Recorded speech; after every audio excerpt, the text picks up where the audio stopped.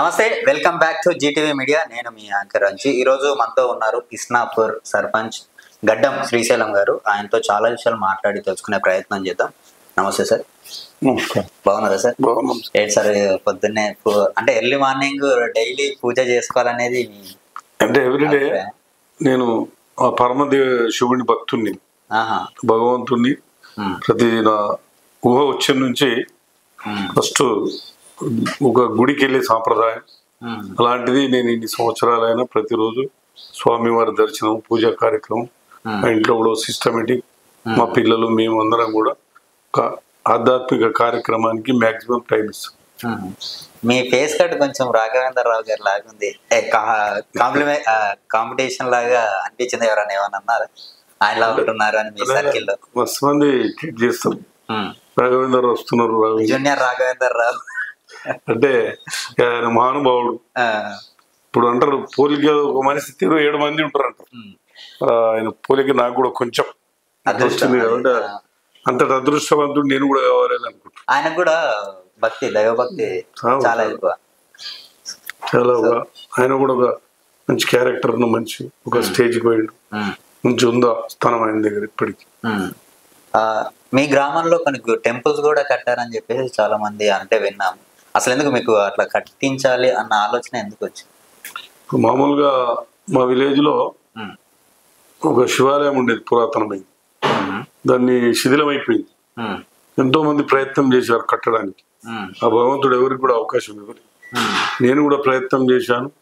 2006 లో నాకు మొట్టమొదటిసారిగా ఒక సర్పంచ్ అవకాశం వచ్చింది. సరిగ్గా బీసీ రిజర్వేషన్ అయింది. అనుకోకుండా నేను ముందు వ్యాపారం చేసి బతికే వాళ్ళం.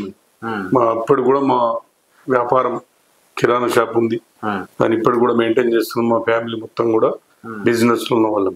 మొట్టమొదటిసారిగా నేనే యొక్క రాజకీయ రంగ ప్రవేశం చేశాం. సర్పంచ్ గా నాకు మంచి మెజారిటీ తోటి ఆ రోజు మా గ్రామ ప్రజలందరూ కూడా గెలిపించడం జరిగింది. తర్వాత భగవంతుడి నాకు ఒక అధికారం ఇచ్చారు. మరి గ్రామంలో శిథిలమైంది. నేను కూడా ప్రయత్నం చేశాను. ఆ ప్రయత్నం ఫలించి సుమారు 8 నెలల్లో శివాలయం కట్టి ప్రతిష్ఠ చేశాం. 8 నెలలు. మనం ఒక ఇల్లు కట్టుకోవాలంటేనే 12 నెలలు పడుతుంది, 2 ఏళ్ళు పడుతుంది. మరి ఆ భగవంతుడు నాకు అవకాశం ఇస్తే ప్రయత్నం చేసి 8 months ఇంక్లూడింగ్ ప్రతిష్ఠ చేసి గుడి మందిరం నిర్మాణం చేయడం జరిగింది. దాంతో పాటు రామాలయం కట్టాలని కూడా కొంతమంది వచ్చారు భక్తులు. దాన్ని కూడా కొంచెం వరకు ప్రయత్నం చేశారు, వదిలిపెట్టారు. మళ్ళీ ఆ భగవంతుడు మళ్ళీ నాకు సర్పంచ్ అవకాశం ఇచ్చాడు. ఆ రామాలయం కూడా సుమారు నాకు తెలిసి అది కూడా ఒక 8-9 months కంప్లీట్ చేశాను. అది 8 సంవత్సరాలు ఆగిపోయింది. అయిపోయిన తర్వాత ఒక మన ఎవరు స్వామీజీ మాధవానంద సరస్వతి గారు పిలిచి, మరి సర్పంచ్ గారు మీరు ఒక కార్యక్రమం చేయగలుగుతారు, మీరు చేయండి అని చెప్పాడు. స్వామి మీ ఆజ్ఞ ఇస్తే ఖచ్చితంగా నెరవేరుస్తా అని చెప్పాను. స్వామి వారు ఫస్ట్ తన అక్షయ పాత్రకి మాకే తన ఫస్ట్ చందా ఇచ్చిండు. మరి తీసుకొని వచ్చి స్టార్ట్ చేసాం. 8 నెలల్లో రామ మందిరం నిర్మాణం అయింది. ఊహించని రీతులు మా దగ్గర ఉన్నటువంటి రామాలయం ఏరియాలో ఎక్కడ కూడా లేదు. చాలా పెద్దగా, నీట్ గా, మంచి మనస్ఫూర్తిగా భక్తి భావనతో యొక్క మందిరం నిర్మాణం చేశాం. మరి జనవరి 22 అయోధ్యలో రామాలయం ఏది ప్రతిష్ఠ అయితే, ఇస్నాపూర్ లో ఫిబ్రవరి 22 నాడు రంగరంగ వైభవంగా ఆ స్వామీజీ వారి చేతుల మీదుగా ఈ యొక్క రామాలయం నిర్మాణం చేయడం జరిగింది. మరి ప్రతిరోజు కూడా ఇక్కడ పూజలు అందుకుంటుండు శ్రీరామచంద్రుడు. మరి ఆ రామాలయంలో కూడా మరి ప్రతి రామాలయంలో ఎక్కడ కూడా దశావతారాలు తక్కువ ఉంటాయి. మరి మా రామాలయంలో దశావతారాలు కూడా మరి కృష్ణశిలతో తయారు చేపించి దశావతారాలు కూడా ఈ మధ్యలోనే ప్రతిష్ఠ చేశాం. మరి సాక్షి గణపతి మా దగ్గర పైన దశావతారాలు, తర్వాతనే శ్రీరామచంద్రుని, సీతారామ లక్ష్మణ ఆంజనేయ స్వామి దర్శన భాగ్యం ఉంటది.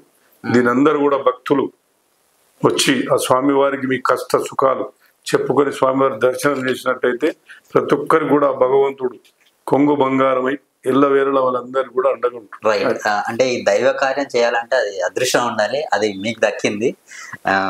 అయితే రాజకీయ ప్రయాణంలో ఎన్నో ఒడిదుడుకులు చూసుంటారు. సో ఎప్పుడైనా మీకు అనిపించిందా ఎందుకు రాజకీయాల్లోకి వచ్చాము, అసలు ఈ రాజకీయాల్లోకి రావాలన్న కోరిక మీకు ఎలా పుట్టింది?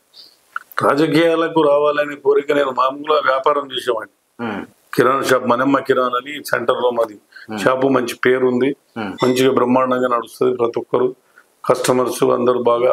మేము ఒక మా మార్కెట్ లో మనమ్మ కిరాణా అంటే ఒక పేరు ఉన్నది. దాంట్లో భాగంగానే బీసీగా రిజర్వేషన్ అని ఇస్నాపూర్ బీసీ సర్పంచ్. సరే అని గ్రామ ప్రజలందరూ కూడా మీరు బాగుంటుంది సర్పంచ్ చేస్తాండి. సరే అని ఫస్ట్ మా తమ్మునికి ఎంపీటీసీ అవకాశం ఇచ్చాం. మా తమ్ముడిని 1 సైడ్ మెజార్టీగా గెలిపించారు ఎంపీటీసీ. మొత్తం 1150 ఓట్లు అయితే 975 ఓట్లు మా తమ్మునికి పడ్డాయి. మిగతా వాళ్ళకు కూడా డిపాజిట్ కాదు. నెక్స్ట్ మళ్ళీ నన్ను సర్పంచ్ గా ఏమని అడిగారు. మళ్ళీ నేను సర్పంచ్ గా ఎంటర్ అయ్యాను. నన్ను కూడా ఆ టైంలో 2006 లో 460 ఓట్ల మెజార్టీతో గెలిపించారు. సరే అని మన మీద ప్రజలు పెట్టుకున్న నమ్మకాన్ని వమ్ము చేయకుండా ఆనాడు కాంగ్రెస్ గవర్నమెంట్, మరి ఆ రోజు కాంగ్రెస్ గవర్నమెంట్ లో మేము పని చేసుకుంటూ పేదలకు కూడా సుమారు ఒక 900 మందికి ఇళ్ల పట్టాలు ఇప్పించాం. మరి మా దగ్గర అసైన్మెంట్ లాంటి ఉంటుంది, 180 ఎకరాలు పైచీలకు ఉంటుంది. ఇలా కొంచెం ఫ్రీడమ్ పేటర్కి ఇచ్చారు. నేను ఒక 28 ఎకరాలు చిల్లర ఈ యొక్క పేద ప్రజలకు ఇళ్ల పట్టాలు ఇప్పించాను. దాంతో కాలనీ కూడా ఏర్పడింది బాగా నీట్ గా, శివాలయం రామాలయం పక్కకి. మరి అలాంటి కార్యక్రమాలు చేశాను. గ్రామంలో కూడా మరి ఆ రోజు అండర్ గ్రౌండ్ డ్రైనేజ్ ఫస్ట్ మా విలేజ్ అండర్ గ్రౌండ్ డ్రైనేజ్ ఎక్కడ కూడా కనిపించదు. ఆ టైంలో మేము గవర్నమెంట్ తోటి నిధులు తీసుకొని పనిచేసాం. మరి ఆనాడు ఎట్లుందంటే మా యొక్క ఈ యొక్క డెవలప్మెంట్ యాక్టివిటీస్ లో ఏమైనా ఈ గ్రామానికి వచ్చింది. టీడీఎస్ మొత్తం మాకు ఏ గ్రామం ఉంది ఆ గ్రామం. అట్లా ఎన్నో అభివృద్ధి కార్యక్రమాలు చేశాం. ఇప్పుడు అట్లా లేదు వ్యవస్థ. టీడీలు మొత్తం స్టేట్ గవర్నమెంట్ పోతుంది. ఇప్పుడు తెలంగాణ వచ్చినాక అట్లా అయిపోయి విలేజ్ లైన్ పుట్టుబడి. మరి మా గ్రామం కూడా ల్యాండ్ లో గేన్లో ఇప్పుడు సేల్స్ అయిపోయి కదా రిజిస్ట్రేషన్స్. దాంట్లో డెవలప్మెంట్ యాక్టివిటీస్ మైనింగ్స్ కానీ ఏది కానీ ఏ గ్రామంలో ఎక్కడైతే డెవలప్మెంట్ యాక్టివిటీస్ అయితే ఆ పన్ను వచ్చిన దాని ట్యాక్స్ అంతా ఆ గ్రామానికి వచ్చేది. ఇప్పుడు అట్లా లేదు. ఆనాడు మంచి డెవలప్మెంట్ చేయడం జరిగింది. అలాగని మాకు కూడా ఇక ప్రజల మంచి సహకారం ఉందని నేను కంప్లీట్ గా ఫుల్ టైం ఈ యొక్క గ్రామ సేవలు మరి సర్పంచ్ గా స్టార్ట్ అయ్యి కంటిన్యూ సుమారు 25 ఏళ్ళుగా వస్తుంది. నేను ఒక 3 సార్లు ఎంపీటీసీ గెలిచాను, 2 సార్లు సర్పంచ్ గెలిచాను, ఒకసారి నన్ను ఓడగొట్టారు. మరి ఈ 6 సార్లులా 5 టైమ్స్ నన్ను గెలిపించారు. Super super. నెక్స్ట్ మొన్నటికి మొన్న నేను సర్పంచ్ చేస్తే మా లేడీ రిజర్వేషన్ అయింది. మా మేడం బాలమణి, గడ్డం బాలమణి గారికి టికెట్ అవకాశం వచ్చింది. మేము కాంగ్రెస్ పార్టీలో అప్పటి నుంచి ఇప్పటి వరకు మా భర్త కాంగ్రెస్ పార్టీ. మరి కాంగ్రెస్ పార్టీ నుంచి మరి మొత్తం మనందరి టిఆర్ఎస్ గవర్నమెంట్ ఉంది. ఇస్నాపూర్ మాత్రం కాంగ్రెస్ సర్పంచ్ ని తెలంగాణలో రికార్డ్ మెజార్టీ గెలిపించారు. అంటే 4600 పైచీలకు మెజార్టీ మాకు ఇచ్చి మా మేడం గెలిపించారు. మిగతా వాళ్ళకి డిపాజిట్ గెలుతాయి. నెక్స్ట్ మళ్ళీ ఎంపీటీసీగా నాకే అవకాశం ఇచ్చారు. మా ఎంపీటీసీ కూడా గెలిచారు.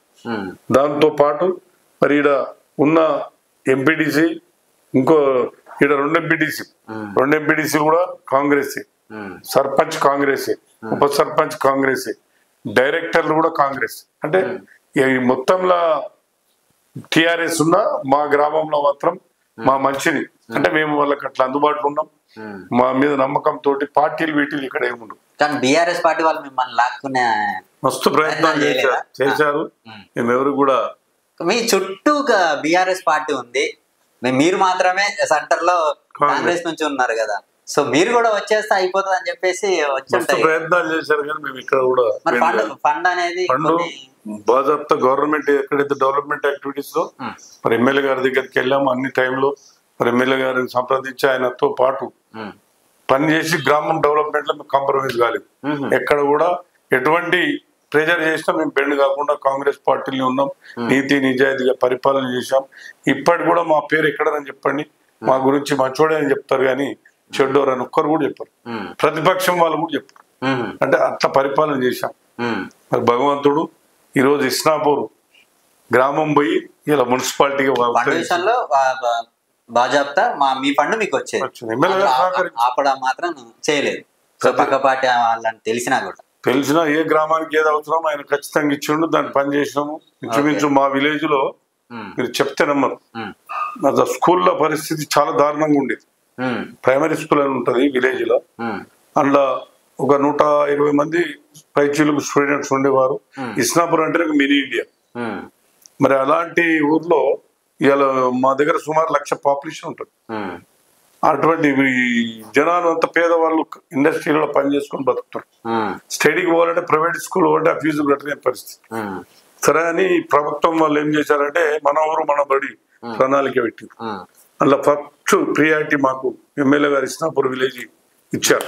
అక్కడ పార్టీ ముఖ్యం కాదు, అక్కడ కంపల్సరీ అవసరం ఇస్తే దాన్ని అదునుగా తీసుకొని సుమారు ఆనాడు 18 లక్షలు గవర్నమెంట్ శాంక్షన్ చేస్తే మా గ్రామ పంచాయతీ ఫండ్ పెట్టి 50-60 లక్షలతోటి నందనవనం లాగా చేశాం. ఏది ప్రైమరీ స్కూల్. ఆ రోజు 120 ఉన్న స్ట్రెంత్, ఇవాళ 500 నుంచి 600 మంది స్ట్రెంత్. మన ఊరు మన బడాని ప్రణాళిక మా స్కూల్ అంతా నీట్ చేసినందుకు మరి మన తెలంగాణ స్టేట్ నుంచి ఎంతో విద్యాశాఖ అధికారులు ఎంతో మంది సంప్రదించి చాలా బాగా చేశారని మెచ్చుకొని మరి అదనంగా మళ్ళీ ఫర్నిచర్ అది ఇది సపరేట్ 15 లక్షలు కాకుండా కూడా ఫండ్ ఇచ్చి మరి విలేజ్ లో అంతా బృందావనం లాగా చేసాం స్కూల్. అయితే ఈ తెలంగాణలో మా హైదరాబాద్ లో ప్రధానంగా చూసుకుంటే పటాన్ చెరు రియల్ ఎస్టేట్ కు ఒక పెద్ద ఫీట్ వేసుకొని ఉంటుంది. అందులో ఇస్నాపూర్ అంటే ఇంకా కొంచెం డిమాండ్ ఎక్కువ. సో మీరు ఏదైతే 180 ఎకరాల టాపిక్ తీశారో అందులో ప్రైవేట్ సంస్థలకి ఇచ్చిన ప్రాధాన్యత ఏమైనా ఉందా? గత ప్రభుత్వం కావచ్చు, ఇప్పుడున్న ప్రభుత్వం కావచ్చు. అందులో 180 ఎకరాల్లో చిల్లర మా దగ్గర అసైన్ ల్యాండ్ ఉంటుంది, 496 సర్వే నెంబర్. అందులో మేము అప్పుడు ఫ్రీడమ్ ఫైటర్కి 25 ఎకరాలు ఇచ్చారు, 5 మంది ఫ్రీడమ్ ఫైటర్లు. దాంట్లో భాగంగా కొంతమందికి అప్పుడు పేద ప్రజలకు ఇల్లు కట్టించారు కాంగ్రెస్ గవర్నమెంట్. ఆ టైంలో ఇల్లు కట్టించారు. మిగతా మళ్ళీ నేను 2006 లో సర్పంచ్ గెలిచినాక నేను ఒక 28 ఎకరాల వరకు 880 మందికి ఇళ్ల పట్టాలు ఇప్పించాం. ఇంకా కొంచెం బ్యాలెన్స్ ల్యాండ్ ఉన్నది, అది గ్రామ అవసరాలకనే అలా ఉండేది. మరి ఒక టిఆర్ఎస్ ప్రభుత్వంలో 27 ఎకరాలు సుమారు హెచ్ఎండి వాళ్ళకి ఇచ్చి దాని మొత్తం ఊరుకు ఎటువంటి సదుపాయాలు లేకుండా మొత్తం బౌండరీ చేశారు. దాని విషయంలో కలెక్టర్ దగ్గరికి వెళ్ళాము. గ్రామ ప్రజలకు మరి అందరూ గ్రామ ప్రజలు కల్లాలు కొంత కొటాలు అంటే తెలుసు కదా పశువులై, మరి వాళ్ళందరికీ కూడా ఇచ్చారు. అప్పుడు ఆ పేపర్లన్నీ కూడా పక్కకు పెట్టి ఎవరికి ఇంటిమేషన్ లేకుండా గ్రామంలో ఎలాంటి గ్రామ సభలు పెట్టకుండా మరి వాళ్ళు దొంగ సర్వేలు చేసి 27 ఎకరాలు హెచ్ఎండిఏ గంట కట్టారు. ఇలా ఇస్నాపూర్ లో మరి గ్రామ అవసరాలకు ఎక్కడ కూడా ల్యాండ్ లేదు, కంప్లీట్ ప్యాక్ అయిపోయింది. అది పరిస్థితి. మరి ప్రభుత్వం దృష్టికి కూడా తీసుకెళ్ళాము. ఇప్పుడు ఉన్న ప్రభుత్వం దృష్టికి మరి దాన్ని ఏం చర్యలు తీసుకుంటారో చూడాలి. 27 ఎకరాలు అయితే దారుణం. ఈరోజు మేము రాగానే చూసాం, మేము పొద్దున్న లేస్తే మేము ఇంటి ముందు చాలా మంది వచ్చి మిమ్మల్ని కలవడానికి ట్రై చేస్తున్నారు. సో మీ సేవ కూడా అలాగే ఉందని చెప్పేసి మాట్లాడుకోవచ్చు. అయితే ఈ రాజకీయ ప్రస్థానంలో వెన్నుపోటు పొడిచిన వాళ్ళు ఎవరైనా ఉన్నారా? రాజకీయం అంటేనే వెన్నుపోటు ఖచ్చితంగా ఉంటది. మన సంఘంలో ఉంటే మనకు దెబ్బేసే వాళ్ళు ఉంటారు. సో మీ లైఫ్ లో అలాంటివి ఏమైనా జరిగినాయి? వస్తు జరిగినాయి. రాజకీయం వాళ్ళు అట్లా చేసినాయి కదా మన పేరు ముందుకు వచ్చేది. మనం మంచి చేస్తున్నామంటే దాన్ని ఏదో రకంగా తొక్కాలని మస్తు ప్రయత్నాలు చేస్తాం. మరి మాకు భగవంతుడు ఆంజనేయ స్వామి శివుడు ఎప్పుడు మాకు ఓ భుజం మీద గణపతి ఉంటే ఓ భుజం మీద శివుడు ఉంటాడు. మాకు ఎక్కడ కూడా ఏమి ఇబ్బందులు కాదు, సాఫీగా నడుస్తుంది. ప్రతి నాయకుడు ఒక మంచి చేసే ముందు దాని వెనుక ఫస్ట్ చేయడం ముందుకు వస్తుంది. దాన్ని ఛేదించుకొని పోతేనే మంచి జరుగుతుంది. అట్లాంటి మస్తు జరిగింది కానీ ఎక్కడ కూడా మేము లెక్క పెట్టుకుంది. సో ఇంత మేధావి అయినటువంటి శ్రీశైలం గారి పేరెంట్స్ గురించి మేము కూడా కొంచెం వినాలనుకుంటున్నాం. అమ్మగారు కావచ్చు, నాన్నగారు కావచ్చు, వాళ్ళ జీవిత చరిత్ర గురించి కొంచెం చెప్పండి. నేను ఫస్ట్ వ్యాపారస్తులు. మా ఫాదర్ కూడా వ్యాపారం చేస్తుండే. మా తాతల కాడ నుంచి మొత్తం ఇప్పుడు మాది కిరాణా బిజినెస్. ఇప్పటి కూడా మా తమ్ముళ్ళు మేమంతా కిరాణా షాప్ కంటిన్యూ అయితేనే ఉంటుంది బిజినెస్. ఇప్పుడు వయసులో పద్మశ్రీ బీసీ కిందకి వస్తుందా? BC2 BCB. వయసులో అంటేనే అంటే ఊర్లలో చాలా మంది అనుకుంటారు రూపాయి అవ్వడం గారు ప్రతి రూపాయి చారన్న కౌంట్ చేసుకుంటారు. అలాంటి ఫ్యామిలీలో ఉంటూ మీరు ఎన్ని దాన ధర్మాలు ఎలా చేస్తున్నారు, అసలు ఎలా సాధ్యం అనేది పెద్ద డౌట్. మంచితనానికి నేను దాన్ని అప్పాయి చేస్తే ఏమైనా ఒక మంచి పని చేయాలంటే వెనకో రకంగా అన్నది నేనంత లేకుండా నా శక్తికి మించిన పని చేస్తా ఇప్పటికి కూడా. ఆ విషయంలో ఇప్పుడు చాలా వీళ్ళ మందిరాలు అనుకోండి, ఇప్పుడు ప్రతి మా దగ్గర మీరు ఊహించరు ప్రతి పండుగ, బతుకమ్మల పండుగ అనుకోండి, బోనాల పండుగ అనుకోండి, శివరాత్రి అనుకోండి, కార్తీక పౌర్ణమి అనుకోండి, లక్షలలో వెచ్చించి చాలా రంగరంగ వైభవం చేస్తుంది. ఎందుకంటే ప్రజలకు ఒక భావన పెరిగి ఒక మంచి మార్గం నడుస్తారు. మనం ఆధ్యాత్మికంగా తీసుకొని పోతే ఒక మంచి మార్గంలో కొంతవరకైనా మనం ఇది చేస్తాం. అలాంటివి చేయాలని నాకు చాలా ఇంట్రెస్ట్. దాని విషయంలో ఎక్కడ కూడా బెండు కానీ అది ఎక్కడ ఏమైనా సరే చేస్తాం. అదే మా ఇంట్లో నువ్వన్నీ ఖర్చు పెడతావు, ఇది చేస్తావు, అది చేస్తావు అని అంటారు. అయినా కూడా ఏం చేస్తాను, నా మనసు అటువంటి. అదే నెక్స్ట్ కాంట్రాక్టర్స్ కి ఇప్పుడు ప్రాజెక్ట్స్ ఏమైనా ఇవ్వాలంటే ఇప్పుడు వచ్చి తీసుకునే దాఖలు కూడా లేవు. అక్కడ నుంచి బడ్జెట్ రావట్లేదు, చేసిన తర్వాత అప్పులపాలు అయిపోతున్నాం అని చెప్పేసి కొంత టాక్ నడుస్తుంది. ఇది ఎంతవరకు నిజం అనుకోవచ్చు? వాస్తవం చెప్పాలంటే నా 30 ఏళ్ళ జీవితం ఈ రాజకీయ చరిత్రలో నేను మరి ఎంపీడీసీగా 3 సార్లు, సర్పంచ్గా 2 సార్లు చేశాను. ఆనాడు బీజేపీ గవర్నమెంట్ ఇప్పుడు ఎమ్మెల్యే గారు ఉన్నారు. ఆ టైంలో కూడా నేను ఎంపీడీసీగా మా తమ్ముడు పనిచేసాడు. మరి మొన్న కాంగ్రెస్ లో చేసాం, మళ్ళీ టీఆర్ఎస్ లో చేసాం. ఎప్పుడు కూడా మరి ఎంతో ఆర్థిక సంక్షేమం వచ్చిన గ్రామాల జోలికి గవర్నమెంట్ రాలేదు. అంటే ఆ గ్రామాలు వాటి పని అవి చేసుకుంటూ వెళ్ళిపోయింది. ఈ మధ్య కాలంలో తెలంగాణ వచ్చినాక ఎంత దౌర్భాగ్యం అంటే ఇలా స్థానిక సంస్థల ఫండ్ కూడా స్టేట్ గవర్నమెంట్ వాడుకొని ఇవ్వలేకపోతుంది. ఇప్పుడు మా గ్రామం తీసుకోండి, నేను ఎన్నో అభివృద్ధి కార్యక్రమాలు చేస్తాను. నా లిమిట్స్ ఉంటాయి. మా ఊరికి వచ్చే బడ్జెట్ ఎంత, నేను ఎంత పని చేయాలి. ఆ రకంగా పని చేస్తే అవి ఫీజింగ్ పెట్టి డబ్బులు ఇవ్వకుండా కాంట్రాక్టర్లను సతాయించి మరి కాంట్రాక్టర్ కూడా ఇలా చేసే పరిస్థితి. మరి ఆనాడు టిఆర్ఎస్ గవర్నమెంట్ అలా నెట్టుకుంటూ వచ్చింది. ఇలా 2 సంవత్సరాలు కాంగ్రెస్ ఉన్న అది పరిస్థితి ఉంది. ఇలా ఒక్క కాంట్రాక్టర్ కూడా పని చేయడండి. ఇక్కడ సర్పంచులు అన్ని విధాలుండి ఆ కాంట్రాక్టర్ కు అన్ని డబ్బులు అన్ని సమకూర్చి పని చేపిస్తే కానీ పనులైంది. మళ్ళీ ఏ పని ఉండొచ్చు. కాంగ్రెస్ టిఆర్ఎస్ గవర్నమెంట్ చెప్పుకుంటది, మేము గ్రామాలు ఇది చేసినాం, అది చేసినాం, అది చేసినాం, ట్రాక్టర్ ఇచ్చినాం, అవి ఏంటి మన గ్రేవ్ యార్డ్ కట్టించాం, డంప్ యార్డ్ కట్టించాం, ఎక్కడికైనా కట్టించాం. సర్పంచుల మీద ప్రెజర్ చేసి కాంట్రాక్ట్ బడ్జెట్ వస్తానని అనౌన్స్ చేశారు, వర్కులు చేపించారు, డబ్బులు రాలేదు ఇంతవరకు. మరి అలాంటి వాళ్ళు ఇలా నాకు తెలిసి 45-50 మంది సర్పంచులు ఊరేసుకొని చచ్చిపోయారు. ఊరేసుకొని చచ్చిపోయారండి. ఇలా కాంగ్రెస్ గవర్నమెంట్ గెలిపించారు అందరూ కూడా. మరి ఇలా మీరు 2 ఏళ్ళ నుండి మీరు కూడా ఏమి ఇవ్వలేదు గ్రామానికి. ఇప్పుడు ఉన్న సర్పంచ్ల పాత పైసలు ఇంతవరకు లేవు. రేపు స్థానిక సంస్థలు ఎట్లా పెడతారు ఎలక్షన్? రేపు కామెంట్ చేస్తారు కదా, న్యాయం కాదు కదా. సర్పంచ్ అంటే పార్టీలకు అతీతంగా పనిచేస్తాడు. సర్పంచ్ ఎవడైనా సరే, వాడు ఏ పార్టీ ఎవడైనా సరే గెలిచిందంటే తప్పును ఒప్పును అన్ని చూసుకొని గ్రామానికి మంచికో చెడుకు అన్నిటి పని చేస్తాడు. వాడే సర్పంచ్. కొంత డబ్బులున్నా లేకున్నా అప్పో సప్పో చేసి తన ఇంటి సంసారం ఎలాగో కాపాడుకుంటాడో గ్రామాన్ని అలా కాపాడుకుంటాడు. మరి అలాంటి పద్ధతి ఉన్న గ్రామ పంచాయతీ వ్యవస్థను మీరు డబ్బులు ఇవ్వకుండా ఆ స్థానిక సంస్థల నిధులన్నీ వాడుకొని ఇలా సర్పంచులు 45 మంది చచ్చిపోయినారంటే ఇంత దారుణం ఇది. ఇలా 3 ఏళ్ళు ఆ గవర్నమెంట్ ఇవ్వలేదు. మరి ఇలా 2 ఏళ్ళు మీరు కూడా గెలిచేంత వరకు ఇక్కడ కూడా ఎవరికి డబ్బులు రాలేదు. ఈ తెలంగాణ ఆర్థిక పరిస్థితి అసలు ఎటుపోతుంది అనుకుంటున్నారు? ఎందుకంటే వీళ్ళు 6 గ్యారెంటీలు ఇచ్చారు. 6 గ్యారెంటీలు ఫుల్ఫిల్ గా ఇంకా మొత్తం అవ్వలేదు. 420 హామీలు, 6 గ్యారెంటీలు అయినప్పటికీ ఈ ఆర్థిక ఇప్పుడు తెలంగాణకు కొంత బడ్జెట్ ఉందంటేనే ఎక్కడైనా డెవలప్మెంట్ చేయడానికి అవకాశం ఉంటుంది. అపలపాలు అయిపోతుంటే ముందుకు పడదు. అసలు ఏంటి, ఎక్కడ తప్పు జరుగుతుంది అనుకుంటున్నారు? ఇప్పుడు ఒకటి, గవర్నమెంట్ రాగానే ఫస్ట్ 7 లక్షల కోట్ల చిల్లర అప్పు ఏది పాత గవర్నమెంట్ చేసిపోయింది. సరే, వాళ్ళు కూడా సంక్షేమ పథకాలు పెట్టారు. రేపు జనం ఏమైందంటే ఇప్పుడు అభివృద్ధి చూడట్లే వాళ్ళు, నాకేందనే పరిస్థితిలో ఇవాళ రాష్ట్రం తయారైంది. ఎప్పుడు కానీ మనం సంసారం చేస్తున్నామంటే చేస్తోడే తినుకుంటూ పోతే, పని చేస్తోడే తినుకుంటూ పోతే మనకి కుటుంబ సౌమ్యం ఎంత కుంటుపడుతుంది. అలా కాకుండా వీళ్ళు ఆలోచన చేసి అటువంటి పథకాలు ఏమైనా ఉంటే న్యాయమైనవి పబ్లిక్ లో తీసుకుపోయి మరి అవసరమనే తీసుకుపోయి అభివృద్ధి కూడా కావాలి. ఫస్ట్ అభివృద్ధి, తర్వాతనే సంక్షేమ పథకాలు. అది అభివృద్ధి పక్క పెట్టి ఫస్ట్ ఫ్రీ పథకాలు ఇవ్వడం వల్ల జనాలు దానికి బాగా అలవాటు పడి ఆల్రెడీ 7 లక్షల కోట్ల అప్పు ఉన్నది రాష్ట్రం. ఇలా వీళ్ళు కొత్తగా అనౌన్స్ చేశారు కొన్ని స్కీమ్లు, వాటిని మెయింటైన్ చేయాలంటే మళ్ళీ అప్పు కావాల్సిన పరిస్థితి. మరి అలాంటిది మరి ముఖ్యమంత్రి గారు గౌరవనీయులు అన్ని మరి తెలుసు అన్ని మీడియాలలో అన్నిట్లలో పబ్లిక్ అంతా వివరించారు. అలాంటి పరిస్థితి ఉన్నది.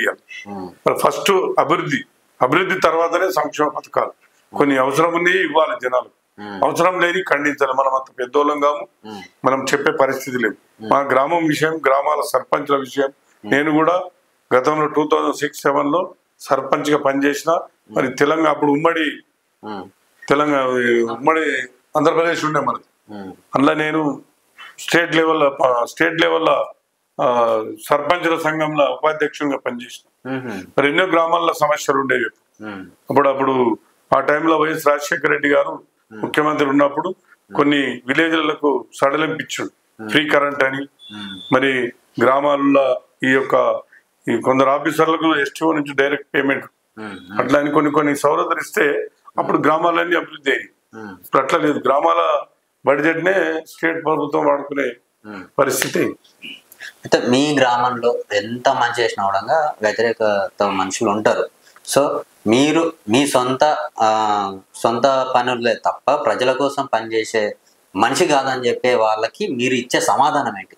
వాస్తవం చెప్పాలంటే నేను నిస్వార్థంగా పనిచేసిన ఇవాళ ఎక్కడ కూడా నేను చెప్పగలుగుతా, మాట్లాడగలుగుతా. మాకు అంచనాలకు మించి పనిచేసినాం మా విలేజ్ లో. చుట్టుపక్కల గ్రామాలు తీసుకుంటే మా విలేజ్ లో అయిన డెవలప్మెంట్ మరి ఎక్కడ చేయలేదు. మరి అలాగే కాంట్రాక్ట్లు అందరూ ప్రోత్సహించి ఎక్కడికైనా డబ్బు తెచ్చుకొచ్చి పెట్టాము. ఇవాళ ఆ గవర్నమెంట్ లో 3 సంవత్సరాలు ఆగిపోయింది, మళ్ళీ గవర్నమెంట్ వచ్చి 2 సంవత్సరాలు, 5 ఏళ్ళు ఆ పెట్టిన డబ్బులు మిత్తులు కట్టలేని పరిస్థితి ఉన్నది.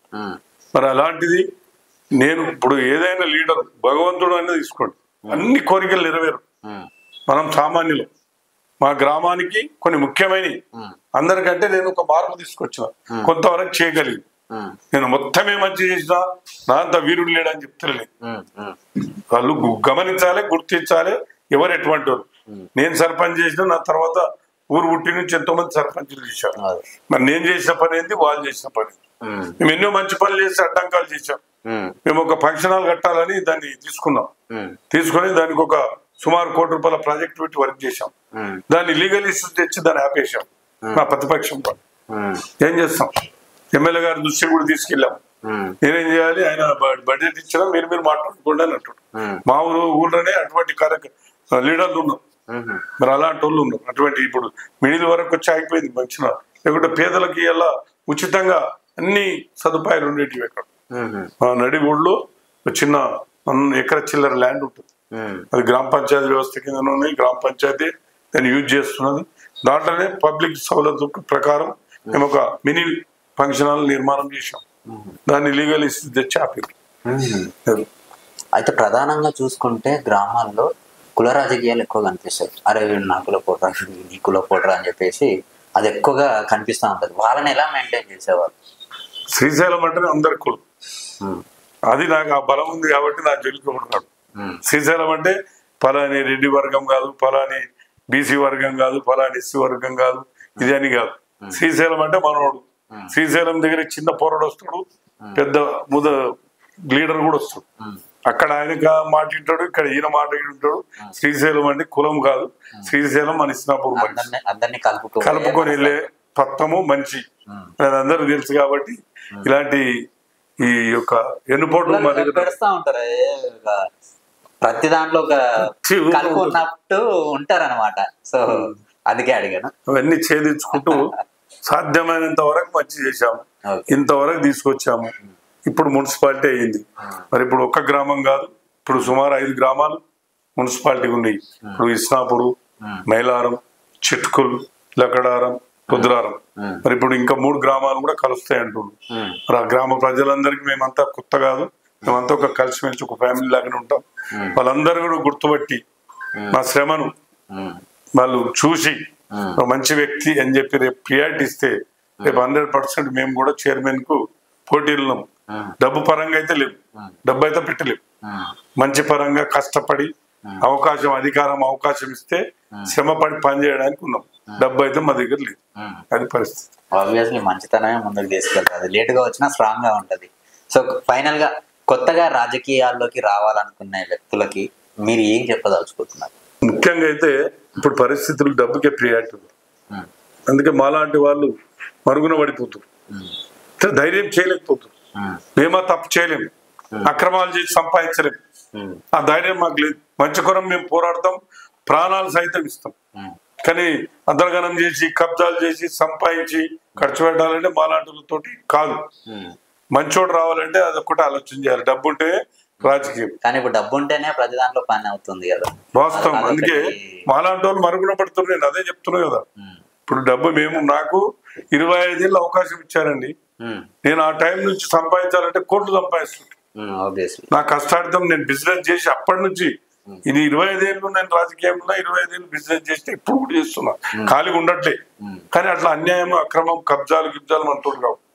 నీతి, నిజాయితీ, న్యాయం, ధర్మం మన తోటి అయినంత వరకు 10 రూపాయలు సాయం చేస్తాం. 10 రూపాయలు దోచుకునే రకం కాదు. మరి అలాంటి వాళ్ళు మంచి చేయాలనుకునే వాళ్ళు ఇవన్నీ ఆలోచన చేసి మరి డబ్బు అక్కడ మరి ప్రజలందరూ కూడా గమనించాలి. డబ్బే ముఖ్యం కాదు, మంచితనాన్ని మనం అందరం కూడా సహకరించి ముందుకు నడిపిస్తే రేపు సమాజంలో ఒక మార్పు వస్తుంది. డబ్బుకి ఆశపడితే డెవలప్మెంట్ నీ ఇంట్లో గానీ నీ ఊర్లో గానీ ఉంటుందో అప్పుడే కదా ఫ్యామిలీ కావచ్చు, ఆ ఊరు కావచ్చు ముందరికి వెళ్ళేది. ఈ రోజు డబ్బు వస్తుంది, ఈ రోజు తింటాం, రేపు పొద్దున అయిపోతుంది. సో ఫ్యూచర్ అనేది ఉండదు కదా. ఫ్యూచర్ ఉండదు, అది ఆలోచన చేయాలి. వచ్చే వాళ్ళు కూడా డబ్బు ప్రియారిటీ ఉంది, శ్రమ పడాలి, కష్టపడాలి, బాగు చేయాలని లీడర్కి ఉంటుంది. ఏ లీడర్కి అయినా కానీ వాడు ఎంత మూర్ఖుడు అయినా సరే ఆయనకి అధికారం వస్తుందని ఎందుకు మంచి చేయాలనుకుంటాడు. కొన్నిట్లల్లా ఫెయిల్ అయిపోయి తప్పుదో పడుతుంది. మీరు లీడర్ అధికారం వచ్చినాక అందరు నాలా ఉండరు, అందరు నీలా ఉండరు. అది మార్పు చేపిస్తుంది ఆ సీట్ పవర్ ఆటోమేటిక్. కానీ అటువంటి దాంట్లో పోకుండా మేము కష్టపడి పనిచేసాం. మరి ఇలా గుర్తుపట్టి మమ్మల్ని స్టేజ్ తీసుకొస్తే ఇంకా కూడా కష్టపడి రెడీ ఉన్నాం. వచ్చే వాళ్ళకు కూడా నేను ఇచ్చే సందేశం అది, మనం మంచి చేయాలనుకొని వస్తున్నాం. మరి డబ్బు కూడా ప్రియారిటీ ముఖ్యం కాబట్టి మరి అది కూడా సమకూర్చుకొని రేపు ఇబ్బందులు పడకుండా మరి కొత్తగా రాజకీయ ప్రవేశం చేసేవాళ్ళు మరి ముందుకు రావాలని కోరుకుంటూ ప్రజలందరూ కూడా గమనించాలి. మంచి చేసేవానికి వెన్నంటూ ఉండి నడిపిస్తేనే రేపు సమాజం బాగుపడుతుంది. రేపు అన్ని రకాలుగా మన గ్రామం బాగుపడుతుంది. గ్రామం బాగుపడ్డప్పుడే సమాజం బాగుపడుతుంది. అప్పుడు ఆనాడు పెద్దలు అన్నారు, పల్లెలే పట్టుకొమ్మలు దేశాన్ని.